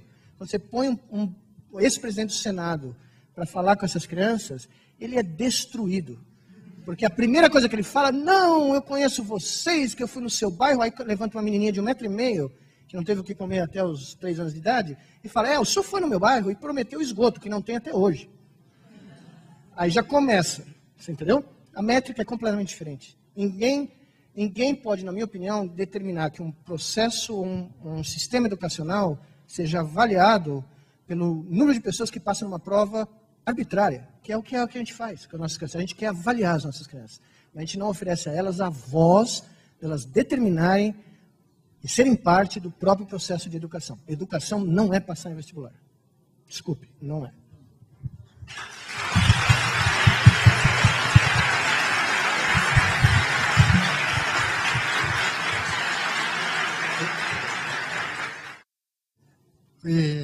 Lembra um pouco vocacional, né? Da Marcelane, lá nos anos 60, só que era para uma classe média, porque tinha uma espécie até de vestibular. Tinha né? um exame de admissão. Agora, pelo que o senhor expôs, é um projeto estratégico. Sim. Inclusive com participações estrangeiras, coisa e tal, né? Quer dizer, não é um projeto assim ingênuo, né? Não, eu sou palmeirense. Mas bem estratégico, inclusive voltado assim para um polo de desenvolvimento. Sem dúvida. É um pequeno exercício de país. Sim. E pode ser que escape assim dos interesses do Brasil, qualquer coisa assim, não. Ou dos interesses. Enquanto eu estiver vivo, não. Depois, Deus sabe o que pode acontecer. Tudo pode escapar, né? Mas é o que eu sempre falo. Quando eu fiz a meu internato na Faculdade de Medicina aqui da USP, eu odiava cirurgia. Aliás, eu passei a gostar de cirurgia quando eu fui ser neurocientista, porque eu criei essa cirurgia que eu mostrei hoje à tarde, e eu passei a fazê-la com muito mais prazer do que quando eu rodei 6 meses no departamento de cirurgia, né? Mas a primeira lição que eu tive no pronto-socorro cirúrgico de São Paulo, lá do HC, que é o maior pronto-socorro do mundo, em número de casos atendidos por plantão, não tem nada igual, é uma unidade mesh no Vietnã, né? A única comparação que você pode fazer. O meu professor de cirurgia, que já faleceu, inclusive, falou, você tem uma caneta Bic? Eu falei, tenho. Eu estou isso no plantão, às 3 da manhã, do Hospital das Clínicas, gente morrendo, gente entrando, gente... Ele falou, você sabe que dá para fazer uma traqueostomia com a ponta da caneta Bic? Eu falei, não tenho a menor ideia. Imagine, você tem 21 anos, o chefe do departamento de cirurgia pede uma caneta Bic, você dá para ele. Não tinha, como a gente chama? Bisturi disponível para fazer a traqueostomia de emergência. Ele pegou a caneta Bic e salvou a vida de alguém lá com a ponta da caneta Bic, abriu a crateia, pôs o tubo e bimba. Tudo pode. É imprevisível. Eu nunca imaginaria que eu ia ver um cara fazer um procedimento cirúrgico, né? Então, quando alguém pergunta para mim se pode, pode. Agora, vai acontecer? Pouco provável. Pouca chance disso acontecer. Mesmo porque os caras lá em cima, eles já perderam a mão do que está acontecendo, do ponto de vista educacional. A gente fala muito do sistema educacional brasileiro. Meus 3 filhos foram no sistema educacional americano desde o nascimento. Percorreram toda a escola pública americana, até agora nas universidades, estão em grandes universidades americanas. A formação intelectual deles, eles tiveram fora da escola. Porque a escola pública americana morreu. Morreu. Se o senhor for hoje frequentar ou verificar o que está acontecendo lá, ela está num processo de sucateamento de tal ponto que a escola brasileira vai encontrar a escola pública americana daqui a pouco. Lá no final da ladeira, entendeu? Nós ainda estamos no final da ladeira, mas a deles está caindo pela ladeira. Agora, a preocupação deles não é a preocupação nossa. Muito diferente. As prioridades estratégicas, como o senhor colocou, deles são muito diferentes das nossas. Então, nesse sentido, eles olham para um projeto como esse como uma curiosidade, né? Esse projeto saiu na Science, na Scientific American, na Nature, saiu no mundo todo. Mas é uma curiosidade. Para nós, é o que o senhor falou mesmo. É um projeto estratégico. Se a gente conseguir clonar esse projeto em outros lugares do Brasil e atingir escala, né, milhões de crianças, aí sim o bicho pega. Do lado positivo, né? Mas que pode desandar, pode, né? Tudo pode. Queria perguntar assim, você falou do Santos Dumont, toda Sim. essa questão, e as matérias que são ensinadas ali no campus do cérebro, como é o nome? Pois não. Então, e são maioria tecnológica, como apareceu uma hora ali no slide de matemática, Sim. todas de maneira prática. Você tem algum plano assim como você falou dos anos tumor, como falou dessas crianças que muitas vezes moram numa palafita, moram num Sim. chão, de ter discussões não só de cunho tecnológico, mas de cunho histórico, de como elas chegaram lá, é que eu não tive tempo de geográfico. mencionar, mas não é o cunho tecnológico, eu mencionei, eles têm entre as oficinas que eles têm uma oficina de História e Geografia, tá, onde eles estudam não só a cultura local, mas a cultura brasileira, a história brasileira, e todas essas oficinas, tudo que é feito aqui, embutido no programa, existe uma prática da expressão escrita e verbal que eles nunca tiveram na escola deles. Ou seja, eles são incentivados continuamente a se expressarem e a criarem uma expressão oral, né, de apresentar em público e de escrever. Tem 3 coisas que, se o senhor for na escola, o Reinaldo foi na escola e viu provavelmente isso. Você entra numa sala dessas, como qualquer um de nós, a BBC de Londres, ou a Globo, ou nós, ninguém presta atenção em você. Essas crianças não tiram o olho do que elas estão fazendo. Porque ali é o paraíso. Quando o presidente Lula foi nos visitar, ele recebeu a camiseta da criança que ganhou, os 2 meninos que ganharam, menina e menina, que ganharam o concurso do logo da escola, que eles votam, eles decidem. Ela deu para o presidente, né, toda emocionada, e o presidente perguntou: o que você acha dessa escola? Ela olhou para o lado e falou: que escola? Ele falou: essa que nós estamos? Ele falou: não, isso aqui não é escola, escola que eu vou de manhã, isso aqui é um parque de diversões. Essa é a ideia, entendeu? Toda escola de toda criança brasileira tinha que ser um parque de diversões. Segundo ponto, se o senhor for lá, a escola abre às 7h20, se o senhor chegar às 6h45 da manhã, no meio da rua, está todo mundo sentadinho lendo livro, esperando a escola abrir. E às 5h30 da tarde, você tem que levar um trator para tirar essa criançada para ir embora para casa. Eles não querem ir embora. A escola tem um porteiro e uma porta central. Não tem câmera, não tem ninguém armado, não tem detetor de metal como a escola dos meus filhos. Nada, porque ali a vizinhança nos adotou. Então, ninguém encosta na nossa escola. E nós estamos no centro do tráfico de drogas de Natal. Ninguém mexe. Nós temos um único prédio que não tem grafite, que não tem tentativa de roubo, tem 6 milhões de reais de equipamento nesse prédio. Nunca tivemos nada, nunca tivemos nenhum... Por quê? Porque aquele é o portal, na minha opinião, né, e a gente ouve isso das mães e dos pais, aquele é verdadeiramente a porta para escapar do buraco negro. Né? Então, quando você cria um ambiente escolar, onde as crianças querem estar na escola, algo aconteceu. Por isso que eu digo que não me importa se eles vão passar no vestibular da maneira que a gente determina. Eles vão fazer algo muito mais importante do que isso. A gente falou muito de metáforas de ilhas, de tubarões e de tudo mais. A ilha é incrível. Eu não falei de tubarão. A ilha é incrível, mas como é que a gente faz para que essa ilha não seja uma ilha? Para que a gente faça... Como a gente replica essa ilha? Começa a sua hoje à noite. Porque esse é o modelo que você falou das escolas técnicas e tudo mais. Sim. Mas daí até você replicar... Existe um projeto de parceria com universidades como a gente tem aqui em São Carlos, um centro de excelência de ciência e tecnologia? Não, nós temos parceria com um monte de gente, mas o que eu estou dizendo é o seguinte: o problema da educação não é só meu, não é só do MEC, não é só do palmeirense aqui. O problema da educação é de todos nós. Quando a gente fala, como a gente replica? Fazendo. Entendeu? Ou a gente assume. Eu estava lendo a estatística anteontem à noite, eu não sei se o número está totalmente correto, mas de toda a população jovem brasileira capaz de ir para um curso superior, se eu não me engano, o Brasil tem 17% dessa população admitida ou frequentando, ou já frequentou, ou está frequentando o curso superior. A Noruega tem 82%. Por quê? Porque não passa pela cabeça de um pai norueguês que o filho dele não vai fazer um curso superior. Seja ele qual for, sei lá o que ele vai fazer. Você entendeu? Não tem vestibular na Noruega. Mas 82% dos jovens optam por ir para a universidade, e que é tudo pública, a grande maioria delas são todas públicas. Né?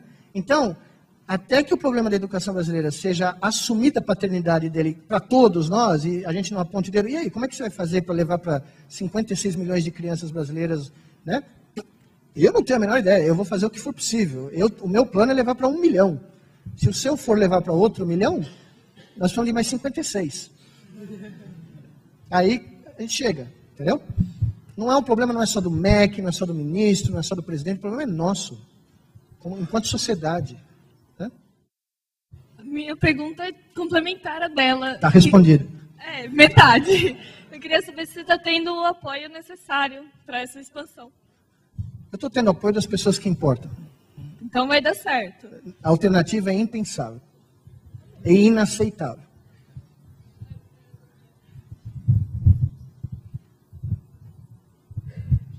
Agora, não preciso nem comentar, né? Imagina você levar um projeto educacional, científico, social para a periferia de uma cidade do Nordeste brasileiro, cujo Estado é propriedade privada de 3 famílias. Não precisa dizer mais, né? Aqui. Oi? Eu fiquei aqui pensando como é que o projeto que você apresentou e tudo que está acontecendo tem sido recebido pelas universidades brasileiras e também por esse processo de educação à distância que tem acontecido no Brasil.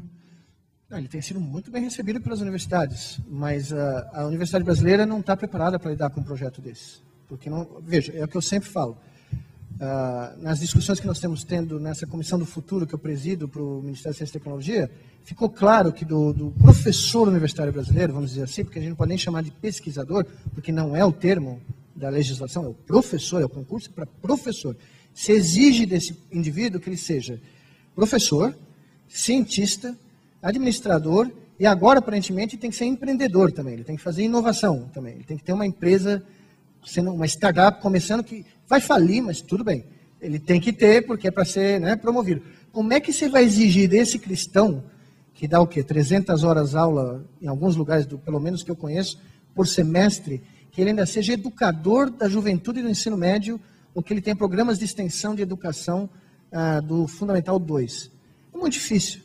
Então, a primeira reação que você tem quando a gente apresenta um negócio desse em algumas universidades, o cara desesperado vem para mim, meu Deus, eu vou ter que dar aula no Fundamental 2 também? Eu falei, não, isso é outra, é um projeto complementar, que não tem nada a ver com, quer dizer, ele pode até usar a infraestrutura, em algumas universidades que tenham infraestrutura disponível, né, no futuro, poderia até ser integrado.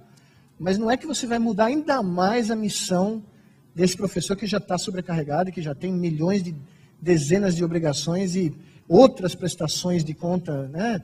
Número de trabalhos que tem que publicar para poder ter a pós-graduação, sei lá o quê, para ser pesquisador do CNPq, que não existe em lugar nenhum do mundo isso, né? Só existe aqui. Então, a Universidade Brasileira, todo o processo de produção de conhecimento brasileiro, se eu pudesse, aliás, estou pondo isso no relatório da comissão, se eu pudesse usar uma palavra para iniciar todos os itens, a palavra seria rígido. Tudo aqui é rígido. Desde a carreira até os meios de produção, os meios de financiamento, os meios de avaliação, os meios de educação, tudo é rígido. Entendeu? Tudo foi sedimentado, como se fosse uma cadeia produtiva para fazer hidrelétrica, para fazer grandes projetos de infraestrutura. Não existe o que nós precisamos, que é uma legislação e todo um modo operandi totalmente voltado para pesquisa científica e educação de alto nível, na universidade, eu digo. Então, a universidade tem muito interesse que seus alunos que entrem na universidade sejam bem preparados. Eles pensem. Você vai dar aula de, sei lá, física, introdução à física, e o cara saiba o que é seno e cosseno e entenda a lógica, né, do que você vai ensinar. Todavia, a universidade, no momento, no modelo atual, não tem condição de resgatar esses alunos lá no Fundamental 2. Tem que ser um esforço totalmente independente. Tá? Claro que os professores e os pesquisadores podem ajudar, é óbvio que podem. Mas não pode se exigir que eles sejam a mola propulsora desse projeto. Não digo do nosso projeto, eu digo de um projeto de capacitação educacional a nível, desde o início da educação. Isso tem que ser toda classe de professores que seja formada, uma nova categoria de professores que seja formada, remunerada, bem querida, bem tratada, para que possam fazer esse salto. Ninguém faz esse salto na universidade, não tem jeito. Em lugar nenhum do mundo foi feito assim. Se você for numa aula de ciência na Finlândia, em Helsinki, os professores que ensinam ciência, eles têm uma carreira própria para pesquisador não, professor de educação de ciência do ensino fundamental ou médio, que tem outro nome lá. Tá? Mas eles têm todo um orgulho de terem uma progressão, de poderem progredir, de poderem ter titulação e serem reconhecidos pela sociedade norueguesa ou finlandesa como pessoas essenciais na fábrica da sociedade. Essas pessoas têm um status, é incrível ver o que acontece lá e comparado com aqui ou nos Estados Unidos.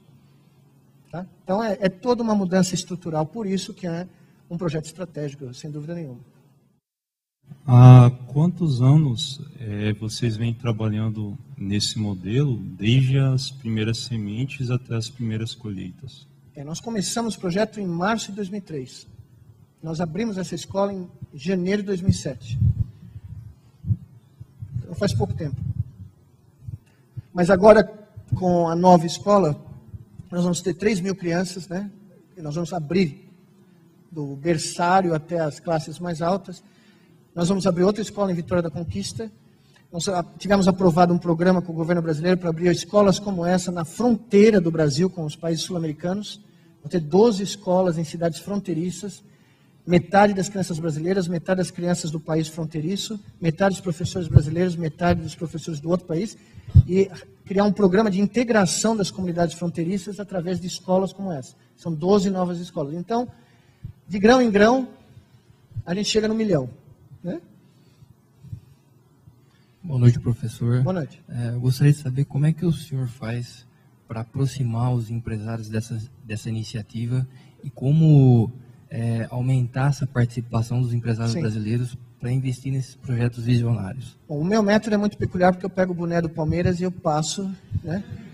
E alguns deles respondem, não, é muito difícil, realmente é muito difícil o empresariado brasileiro entender a relevância para si mesmo, ou para o seu empreendimento, para a sua empresa, de criar recursos humanos.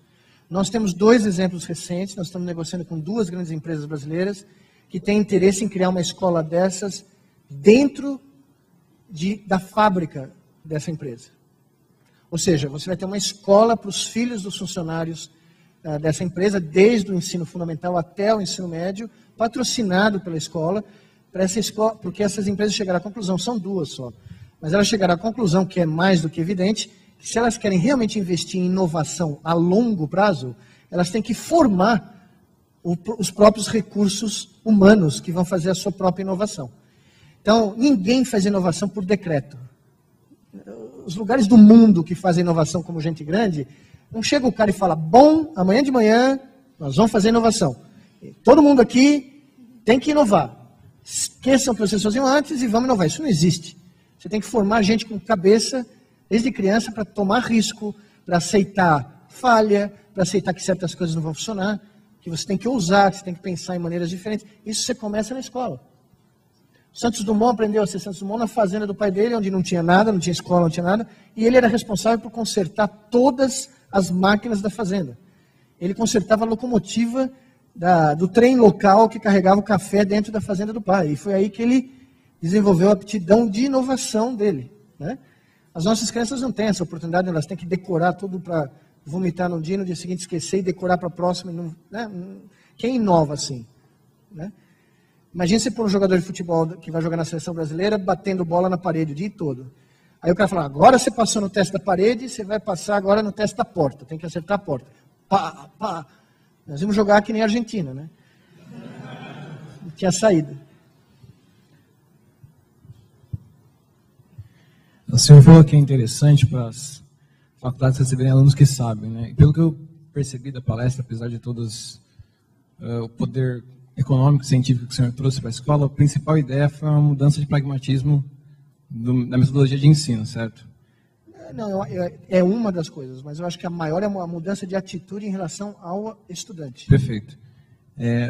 Mas eu fico um pouco, acho um tanto quanto paradoxal, a partir do momento que você pareceu demonstrar um certo orgulho por conseguir colocar alguns alunos no ensino superior, mas o ensino superior em si ele é bastante pragmático. Então, você sai de um ensino onde você é livre para criar, você tem liberdade de pensamento, de raciocínio, e você entra num esquema de prova. Não, mas você não entendeu a equação. Eu não estou orgulhoso porque eles entraram no FRN. Eu estou orgulhoso porque eles vão mudar o FRN. Esses caras vão entrar lá e bagunçar o coreto da UFRN. A universidade nunca mais vai ser a mesma. Quando você começar a ter a UFRN não sendo povoada só pelos maias, rosados, e a outra que eu nem me lembro qual é o nome, tá? Os alvos. Quando você tiver a UFN sendo povoada pelos caras de Felipe Camarão, Macaíba, São Gonçalo do Amarante, Ceará Mirim, a FRN vai ser outra universidade. Entendeu? Então, acho que o senhor... O meu orgulho é que eu estou pondo lá dentro, não eu, eles estão pondo lá dentro, agentes infiltrados de uma nova filosofia. Esses caras vão reivindicar coisas que ninguém que está lá dentro reivindica. Exato, é exatamente esse ponto que eu ia perguntar. A partir de que ponto nós, estudantes que estamos aqui agora, devemos parar para pensar no que nós estamos fazendo? Os senhores que estão aqui... Exato. Aluno, você é aluno daqui? Eu sou. A gente senta depois e conversa. Tá bom? A verdade que eu quero dizer para vocês, não existe, se nenhum desses 1.400 crianças por ano, se nenhum deles optasse por fazer nada com ciência, absolutamente nada, mas se eles levassem, cada um deles, ou uma grande proporção deles, os valores humanísticos que eles aprenderam nesses 3 anos, para dentro das próximas estações, aí, as instituições eles vão frequentar, putz, grila, o ganho já é tão fenomenal, que a diferença que eles vão fazer para o país é tão fenomenal, tá? Porque esses meninos não vão aceitar alegações ou hipóteses que não são comprovadas, entendeu? Eles vão aceitar um cara que vai sentar na frente deles, vote em mim, porque eu sei fazer, quando o cara nunca fez. Só isso você já começa a mudar, né? E o fato que o método científico pode ser um desses agentes, para mim é o que traduz, né, um grande ganho dessa proposta. Boa noite, professor. Boa noite. Fiquei impressionado com a sua disposição para trabalhar. É uma disposição fascinante, inclusive no meio acadêmico. E eu acho que tudo isso já merece um Nobel e espero ter o prazer de vê-lo um dia recebendo, porque é genial. É uma iniciativa que não se resume à extensão universitária, que talvez seja o máximo que a gente conheça de alguma iniciativa que queira se aproximar da comunidade que não é acadêmica. Então, nesse sentido, acho que já vale um elogio, o trabalho é fascinante, eu elogio a equipe também. Agora que eu fiquei curioso de saber, e uma pergunta apenas de curiosidade, porque também não conheço tanto para me aprofundar na pergunta, é sobre os seus interesses de pesquisa em relação a outros tipos de síndrome ou doenças, para além do Parkinson e esses mais ligados a questões motoras. Assim, que tipo de agenda de pesquisa o senhor está levando? Na realidade, adiante? eu sou um pesquisador básico, eu fiz medicina, mas eu não faço pesquisa clínica, né? Eu caí por acidente de percurso. Eu com meus colegas, meus alunos, me encontrei descobrindo certas possibilidades clínicas que eu não, durante 20 e poucos anos da minha carreira, eu nunca persegui um interesse clínico. Ocorre que essa visão nova do cérebro que a gente desenvolveu com os meus alunos ao longo desses 20 e poucos anos, nos levou a hipóteses que, para ser demonstradas, para que a gente pudesse provar que essa visão tem mérito, a gente começou a ter que atuar em modelos de doenças clínicas que são, no frigir dos ovos, alterações do funcionamento normal do cérebro. Então, se a gente pudesse prever, como a gente previu na questão do Parkinson, que a gente era capaz de influenciar o sistema baseado na teoria que a gente desenvolveu e reverter os sintomas do Parkinson, a gente começou a ter uma demonstração categórica de que essa visão tem mérito, entendeu? Então, foi um acidente. Só que, de repente, aconteceu outro acidente, e atualmente a gente trabalha com mais ou menos 3 síndromes, que é o Parkinson, a paralisia corpórea e também a epilepsia, que nós temos trabalhos mostrando que é a mesma forma de atuar no Parkinson.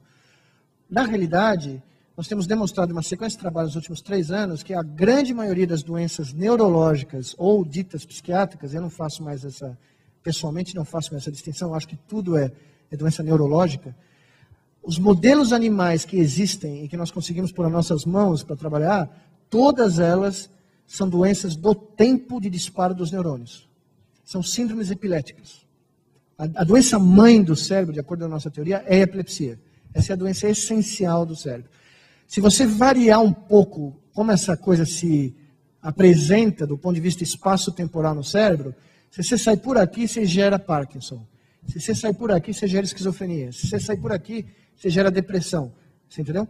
Então, essa tentativa de unificar diferentes fenótipos patológicos a partir de uma doença mãe, ela surgiu da pesquisa básica de como os circuitos neurais funcionam. E essa é a minha motivação. porque eu não clinico, não faço trabalho clínico. Então, tenho colegas meus que estão perseguindo essas ideias na parte de vista clínico e nós optamos por atuar só em 3 áreas, que já é muito, onde a gente tem a possibilidade no nosso laboratório na Duke ou aqui no Brasil de atuar clinicamente. Né? Nada. Oi? Então, eu gostaria de saber se essa corrente elétrica que é injetada nos pacientes, se ela não provoca alguma outra alteração no cérebro do paciente. Até onde a gente saiba, ainda não. Mas, como eu disse, não dá para eliminar todas as hipóteses. Essa corrente é uma corrente de baixa intensidade que é transmitida por nervos da coluna dorsal da medula espinal, que são fibras táteis, são fibras relacionadas à sensação tátil. Então, quando o paciente é estimulado na medula dorsal, existem vários milhares de pacientes que receberam esses implantes para tentativa de tratamento de dor crônica da coluna vertebral. Eles reportam nas primeiras semanas uma sensação, quando a gente senta na perna, quando tem uma dormência na perna, eles reportam que eles sentem uma certa dormência na coluna vertebral. Depois de algumas semanas de estimulação contínua, esse sintoma desaparece. E eles passam a não ter nenhuma referência sintomatológica da estimulação, porque o cérebro adapta, né, ao que está acontecendo. Agora, ninguém olhou no cérebro de alguém, 30 anos depois, de uma estimulação crônica a nível microscópico, porque não dá. Em ser humano não dá para fazer, dá para fazer em animal. Mas essas técnicas são do final dos anos 80, começo dos anos 90. Então não tem um follow-up de décadas. Né? Que tal alguma coisa acontecendo no cérebro, não tenho a menor dúvida. Agora, frente ao benefício clínico, que até agora tem sido documentado em outras áreas, não se tem notícia de efeitos deletérios de estimulação crônica do cérebro que sejam sérios ou que preconizem a interrupção da estimulação crônica. Claro que você não vai estimular o hipotálamo, você não vai estimular áreas, né, nobres do ponto de vista de funções vegetativas, porque as consequências são terríveis.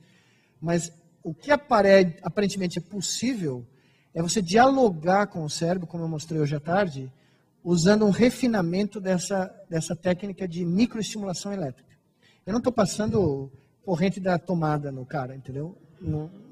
Muito menor, tanto as correntes que você passa, quanto o recrutamento neuronal é muito diferente.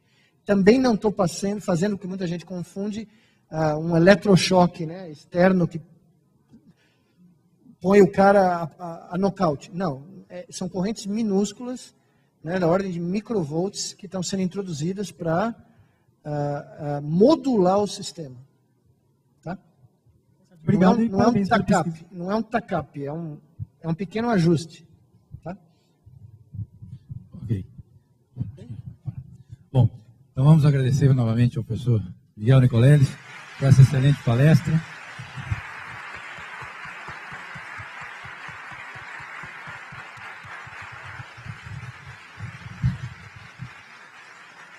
Bom, como eu disse, hoje nós estamos fazendo o lançamento do livro dele, aquele ali, Muito Além do Nosso Eu, lançamento aqui em São Carlos, e a Companhia das Letras está aqui, né? Então aqueles que tiverem interesse em adquirir uma cópia, tem disponível aí, e ele também pode autografar o livro. Então,